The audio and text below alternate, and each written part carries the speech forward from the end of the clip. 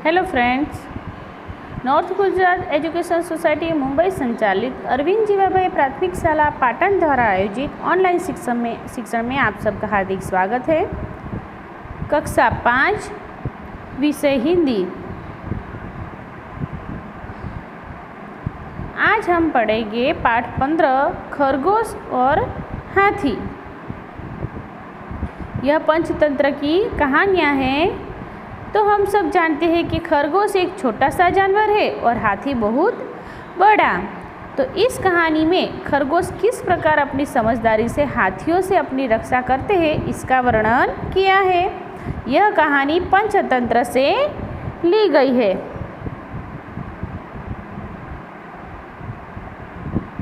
एक जंगल में एक सरोवर था। एक जंगल में एक सरोवर हतुं। सरोवर यानी तळावथी मोटું। तळाव जेवुं ज होय परंतु तळावथी थोड़ो मोटो आकार होय तो तेने सरोवर कहेवाय। तो अहींया एक जंगल में एक सरोवर हतुं।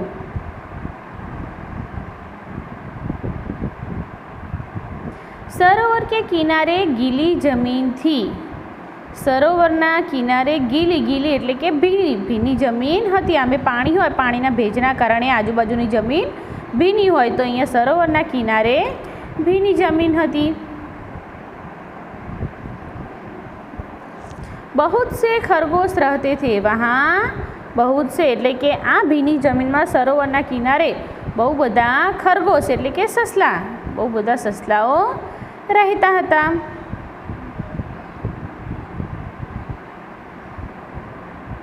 खरगोशों के बिल जमीन के अंदर थे। खरगोश ससलाना बिल एटले के दर, सुराख, बिल का समानार्थी शब्द है सुराख। तो आ सरोवरे त्या सरोवरना किनारे ससलाओए पोताना दर जमीननी अंदर माटीमां बनाव्या हता। वे दिन भर इधर उधर कूदते रहते, नरम घास खाते। आ ससलाओ सरोवरना किनारे शुं करता, आमथी तेम कूदता रहता અને नरम એટલે કે કૂણું घास खाता। रात को अपने घरों में सो जाते। वे सब बहुत प्रसन्न रहते थे। रात पड़े એટલે શું થાય, બધા પોતપોતાના ઘરોમાં સૂઈ જાય અને આ બધા બહુ પ્રસન્ન એટલે કે ખુશ રહેતા હતા। પ્રસન્ન यानी खुश। उसी जंगल में कुछ हाथी आ गए। तो आ जंगल में केटलाक हाथियों आवी गया। हाथियों के झुंड में कुछ शरारती हाथी थे। झुंड यानी टोळું। आ हाथियोना टोळा शरारती એટલે કે તોફાની। हाथियोना टोळामां કેટલાક તોફાની हाथी हता। वे अपनी सूंड से छोटे छोटे पेड़ तोड़ देते, पौधे कुचल देते। એ પોતાની સૂંઢથી નાના છોડ હોય એને તોડી અને પછી છોડને નાના ઝાડને તોડી દે અને છોડ હોય એને તો પગમાં કૂચડી નાખે। हाथियों के बच्चे खेल खेल में एक दूसरे से लड़ते। कभी एक छोटा हाथी नीचे होता तो कभी दूसरा। કે આ હાથીના બચ્ચાઓ રમતમાં એકબીજાથી લડતા। કેટલીક વાર एक नानो हाथी नीचे होय तो कोई वार बीजो हाथी नीचे होय एटले के लड़ता एकबीजा साथे। हाथी पानी से बहुत प्यार करते हैं। आ हाथियों ने पानी बहु गमे छे। वे सूंड में पानी भर कर नहाते थे। सरोवर के किनारे कि सब हाथी क्यों आए थे, क्योंकि उन सबको पानी बहुत पसंद था और पानी में सूंड भर के लेके सूंड में पानी भरी अने आ रीते चित्र में देखाय छे ने एवी रीते नहाता हता। फिर सरोवर के किनारे मिट्टी में लोटते। लोटना मतलब लुढ़कना मतलब गुजराती में आपणे एने कहीए आमथी तेम आळोटवुं, पड़खुं बदलवुं। तो के पछी सरोवरना किनारे माटी में आळोटता। नरम जमीन उनके भार से दब जाती थी। કે નાય પાણીમાં ધરાઈ પછી જમીનમાં ભીની જમીન હોય એટલે આળોટે એટલે શું થાય, નરમ સરોવરના કિનારે પોચી અને નરમ માટી હોય તો એ હાથીઓના ભારના કારણે, એમના વજનના કારણે દબાઈ જતી। साथ ही कई खरगोश परिवार भी दब जाते। તો જેવી માટી દબાય એવા કેટલાક સસલાઓના પરિવાર પણ દબાઈ જાય. કેમ? કારણ કે એ માટીની અંદર સસલાઓએ પોતાના ઘર બનાવ્યા હતા અને જેવા હાથી આડો ટેકે એમના પરિવાર પણ દબાઈ જતા. इससे खरगोश बहुत दुखी थे. दुखी यानी नाराज. आनाथी ससलाओ बहु दुखी હતા. खरगोशों के सरदार ने एक उपाय सोचा.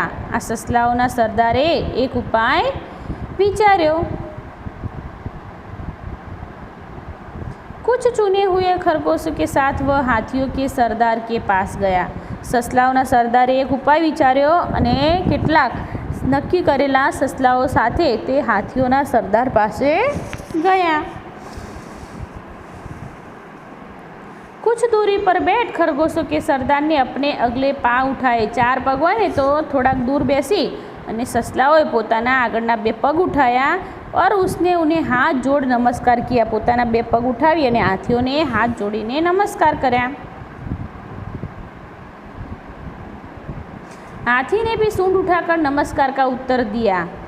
કે સામે અભિવાદન હાથીઓએ પણ કર્યું. પોતાની સૂંઢ ઉઠાવી અને સામે નમસ્કારનો જવાબ આપ્યો.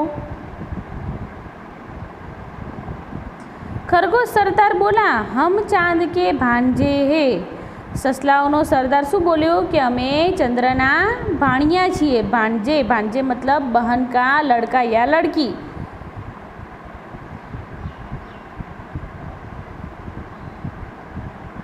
चांद में आप हमारे भाई बंधुओं को देख सकते हैं. हमारे कुछ भाई धरती पर रहने आए. कि आप रात को चांद में देखेंगे तो चांद में आप हमारे भाई बंधुओं को देख सकते हैं. कुछ भाई धरती पर भी रहने आए हैं. मामा रोज सरोवर में आते हैं हमसे मिलने. સસલું શું કહે છે કે અમે ચંદ્રના ભાણીએ છીએ અને ચંદ્રમાં તમે અમારા ભાઈઓને જોઈ શકતા હશો અને કે મામા રોજ સરોવરમાં અમને મળવા આવે છે. वे आपसे नाराज है. કે તે તમારાથી દુઃખી છે. तो हाथी बोला, क्या? क्यों नाराज है? हमने क्या किया? हाथीએ શું કીધું કે કેમ, શું કેમ નારાજ છે, અમે શું કર્યું?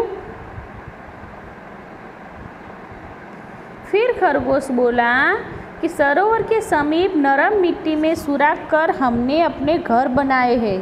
સસલાએ શું કહ્યું કે સરોવર સમીપ યાની નજીક, કે સરોવરના નજીક નરમ માટીમાં અમે અમારા દર બનાવીને અમારા ઘર બનાવ્યા છે.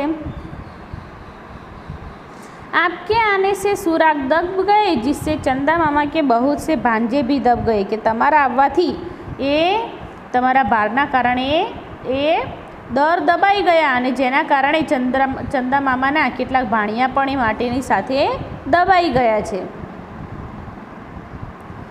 इसलिए वे आपसे बहुत नाराज है. કેટલા માટે તમારાથી બહુ દુઃખી છે.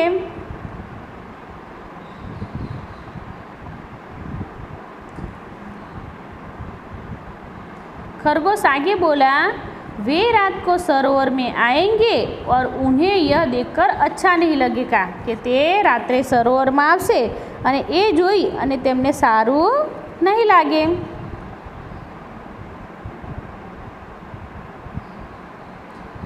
तो रात हुई, पूर्णमासी का चांद निकला, हवा तेज थी. કે રાત થઈ અને પૂર્ણમાસી યાની કે ચંદ્रमा પૃથ્વીના પડછાયાના કારણે ચંદ્ર કે ચંદ્રની કળા 15 દિવસ વધે છે અને 15 દિવસ ઓછી થાય છે.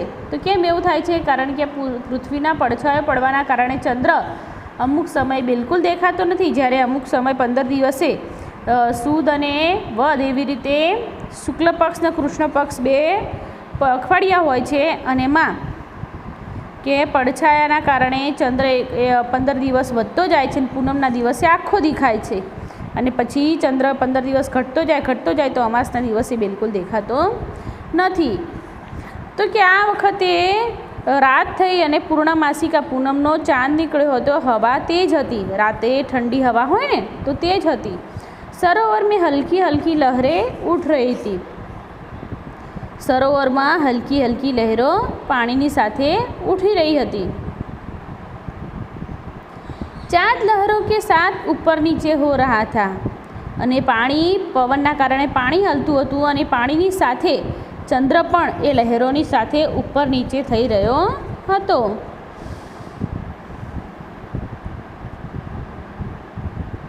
हाथी और खरगोश वहाँ पहुँच गए. रात को सरोवर के किनारे हाथी અને સસલા ત્યાં પહોંચી ગયા. खरगोश बोला, देखिए महाराज, चंदा मामा गुस्से से काँप रहे हैं कि चंद्र तो पाણીની સાથે હલતો હતો પવનના સાથે, પરંતુ સસલાએ શું બતાવ્યું કે જુઓ મહારાજ, ચંદા મામા ગુસ્સાથી કાંપી રહ્યા છે, બધા ખૂબ ગુસ્સે થયા છે. आप जल्दी यहाँ से दूर चले जाए, कि તમે જલ્દીથી અહીંથી दूर जता रहो. लगता है मामा बहुत नाराज हो रहे, કે એ ચંદ્રમાં હાલતા હતા એટલે સસલાએ બતાવ્યું કે મામા બહુ દુઃખી થઈ રહ્યા છે, બહુ ગુસ્સે થઈ રહ્યા છે, તો તમે અહીંથી જલ્દી બીજા જંગલમાં જતા રહો. हाथियों के सरदार ने अपनी झुंड की तरफ देखा, तो हाथियों सरदारे एमना टोळा तरफ जोयु अने बधा डरी गया था. सभी डर गए थे. सरदार ने अपनी सूंड ऊपर उठाई, कि सरदारे पोतानी सूंड ऊपर उठावी. तो सभी हाथियों ने भी ऐसा ही किया, कि सरदारे सूंड उठावी अने तो बधा हाथियों पण एमनी साथे सूंड उठावी. अब सरदार बोला, चमकते हुए चांद को हमारा नमस्कार, कि चमकता चांद ने हमारा नमस्कार. हम अपनी गलती मानते हुए आपसे क्षमा मांगते हैं, आप हमें क्षमा करें. क्षमा यानी माफ़ी, કે અને ગલતી यानी ભૂલ, કે અમે અમારી ભૂલ માનીએ છીએ અને તમારાથી માफ़ी માગીએ છીએ, તમે અમને માफ़ करो. हम अभी दूसरे जंगल में चले जाते हैं, अब ऐसा काम नहीं करेंगे जिससे दूसरों को तकलीफ़ हो, कि અમે અત્યારે બીજા જંગલમાં જતા રહીએ છીએ અને હવે એવું કોઈ કામ નહીં કરીએ જેનાથી બીજાને તકલીફ થાય.